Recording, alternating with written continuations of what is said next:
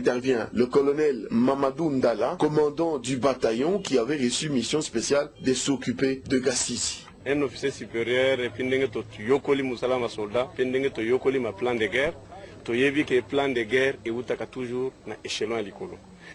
Soudina na zagina Kinshasa na séminaire. Pour que na longa la Kinshasa ko koma awa.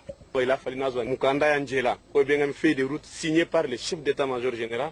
Et je me rappelle ce jour na building, chef d'état-major général na chargé ops ba shindi na mokonzi ya mboka kuna na ferme moko na Angela ba Congo. Après wana na yoki ba benginga et ba pesinga mitindo dar mokonzi nao azo senga na kita. Na joué réflexe quelque part que likambo moko ezali. Mais na goza mitindo awo. Na komi au commandant c'était samedi. Même samedi commandant a fait ordre kende goma rapidement au salabo. Yami balé tango munguna a attaqué biso. A attaqué biso na mutao pe abandi ko tambola ko tagoma. Mokonzi nanga lobby zela nazana communication. Communication na nani na éviter. Moi je me limite à mon chef. Après à lobby ennemi wana na uti ko solo na bakonzi soka koti na goma. Yo existence no jana tinate. Na yeba déjà meeting de uti likolo. Et likolo wana na mona ka deux échelons, le chef d'état-major général, le commandant suprême. Après cela, tu stoppé avancer ennemi na Kanyaruchina, tu repoussé à Sonae. Et je me rappelle, jour moko, na lamuki na tongo, na kene na kuta na moko, je te kuta na Angela, alobite mona zelanga na kei, na mati avion na kei, moi je croyais qu'à kei bien. Après Kotuna, à kei quelque part. Na tuni, après en tant que soldat, na sorti brisque oyo, à kei sikamoko. Kozonga na situa butu, a benginga na canal à T2, la 8e région militaire, connaît Chirimouam, moko za sengeli na. Koya, attendez le papier, attendez le plan. Ngai déjà n'a eu réflexe que plan ou outil quelque part parce que aux alaki na lobby, une semaine, un mois passé, ou ils alaki te. Batunyon sa bandi kotuna, unité fulani zandengeni, ba matériel fulani zandengeni, déjà boz à la près. Et effectivement, le lendemain, coup de sifflet pesami na biso. Allez, objectif oye beti ba boamu na kata gome zako koma batu. Donc chef d'état-major général alinga yoka, soit biso to sili, soit bilo danger wana eza écarté alinga afandi na téléphone azo zelata rapport na commandant suprême.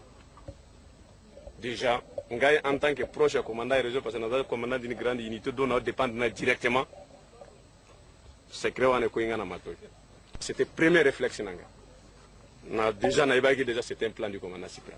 Ce qui n'a fait à rappeler, même une simple opération d'un terroriste en Afghanistan, président américain a Shindi. Mais quand il reviendra-t-il à une guerre dans le nord Kivu, que le commandant suprême Nabiso, on sait que déjà Pongi est zaté. Et c'était lors que Bisso te évite déjà que Tozali, plan est quelque part, à travers notre chef d'état-major général, qui est notre échelon direct.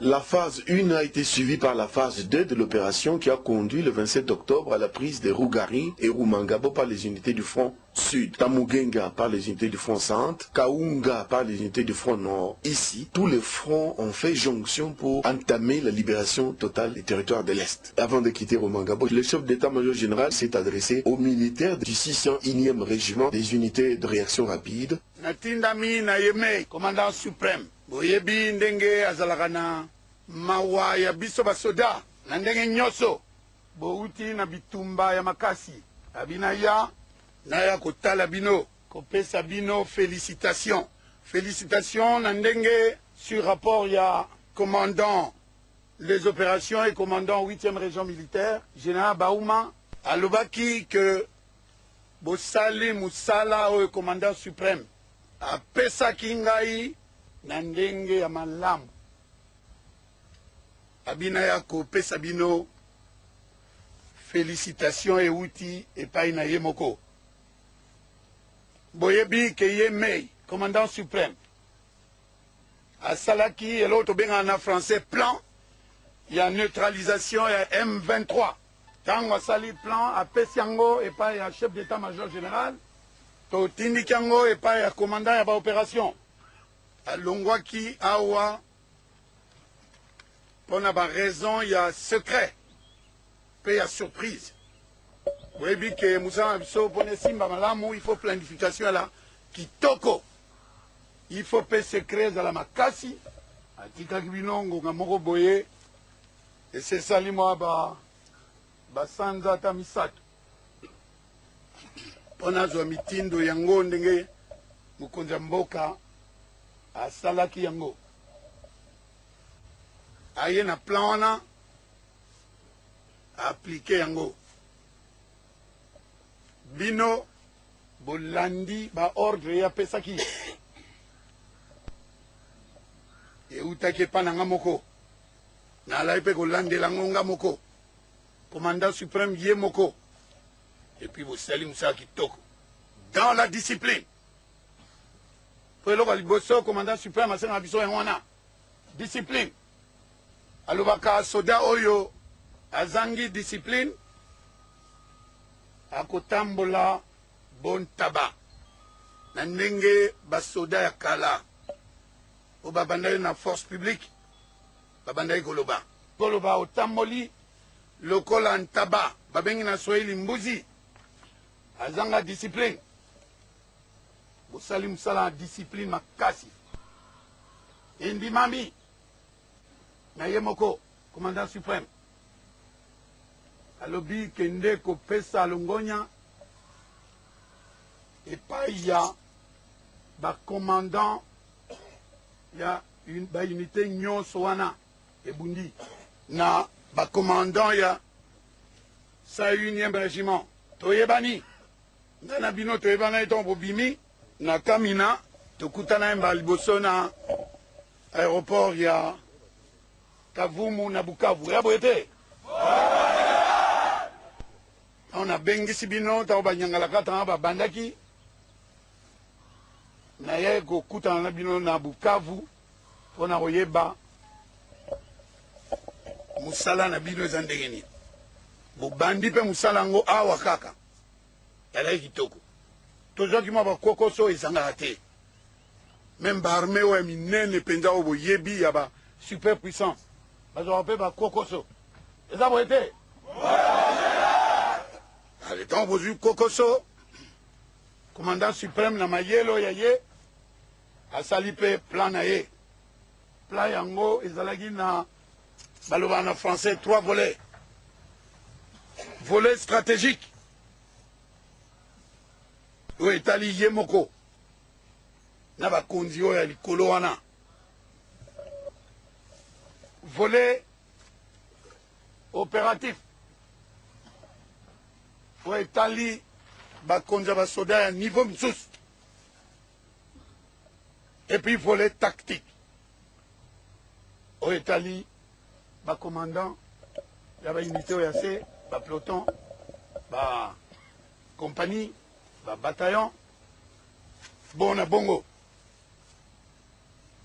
etamboli kitoko pa banda olanda o yemoko parfois kolandela on directement et pas général Baouma a sauté ngai ponatala songa mibeko na komisa yango soma bimi beko apesaki ezosalema terrain ndenge yemoko alengelaki yango. Bosale on kitoko. Endi mami. Toyokani? Le keba. Masuwa ezindaka libongo. Bitumbe sili boye bilanga oya ba mama ya Rumangabo ekomi ya bino.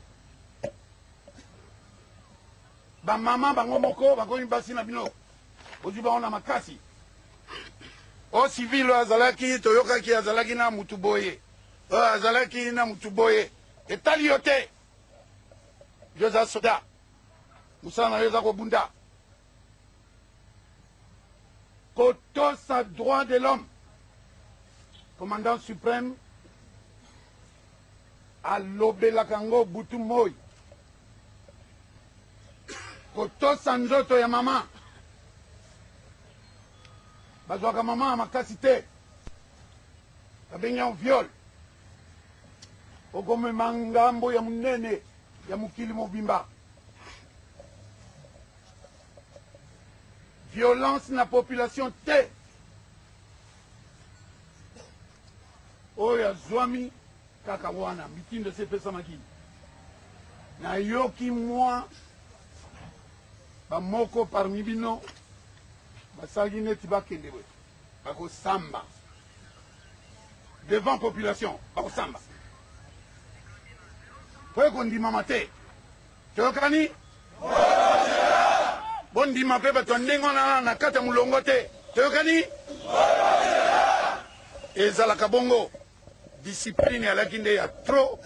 Commandant suprême andimi yango musala na ye apesaki directement na ngai nga napesa directement na général Bauma esalemi kitoko esengo ya trop musala ngo lokola esalemi comme il faut yango nde bandi koyebana ezalaka bongo président munene ya mokili oyo babengi Amérique ntango alengelaki asisa makambo ya Ben Laden asalaki yango ye moko na mwa baofisier moke commandant suprême mpe mpona asilisa makambo oyo asali yango ye moko na mwa baofisier moke Bauma azwaki mitino euti epa na nga victoire yango oyo ya commandant suprême asepeli ya mingi merci mingi na bongo totikela bino repas na bino euti epa commandant suprême baopesa bino bino barégiment oyo alia bao mosusu tokutana bango baozwa mpe ya bango toyokani. Ici, tous les fronts ont fait jonction pour entamer la libération totale des territoires de l'Est. Nous sommes ici à Kaounga. Kaounga, c'était la première position et M23 du côté nord. Le deuxième jour, jour J, donc nous avions commencé les opérations dans le nord, au moins 3 régiments. Le front du nord, il y avait 2 axes. Il y avait l'axe Rwindi Kiwanja et l'axe Chacha Kiwanja. Voilà. Et les objectifs c'était quoi? C'était d'abord de récupérer pour l'axe Rwindi Kiwanja était fermement vraiment tenu par le M23. C'est à ce moment-là que vous me posez la question de savoir pourquoi est-ce qu'on n'a pas encore pris Kaounga. 24 heures après. Parce qu'il n'y a pas moyen de déborder donc Kaounga et puis d'aller prendre Bouraï. J'ai dit c'est ce qui a été fait. Nous avions fait déborder tout un régiment, le 5e régiment, pour aller prendre Bouraï. Et ça a permis aux autres de passer par la route et puis aller atteindre donc Péna. Plus loin, dans la clairière, il y avait leur poste d'observation, leur premier poste d'observation qui constituait un élément d'embuscade pour eux. Il y a la première qui était dans les champs, c'était déjà visible et clair. De loin, on vous voit déjà. Et la deuxième, à 1 kilomètre d'ici. C'était des objectifs très importants. Et ce sont des objectifs qui ont constitué notre premier jour de combat. Et ils ont été atteints facilement. Et le deuxième jour, c'était leur défense principale ici. Qui était là. Oui. L'État l'a expliqué. On a voulu respecter au maximum les ordres du commandant suprême qui nous ont été transmis par vous-même dans le délai imparti. Et le commandant, c'est un brave officier avec les éléments, tous les régiments qui étaient à notre disposition. On a dû faire le travail. Quand la difficulté est arrivée, il faut faire œuvrer tout ensemble, en première ligne. Et les chars et les hommes. On a adopté cela.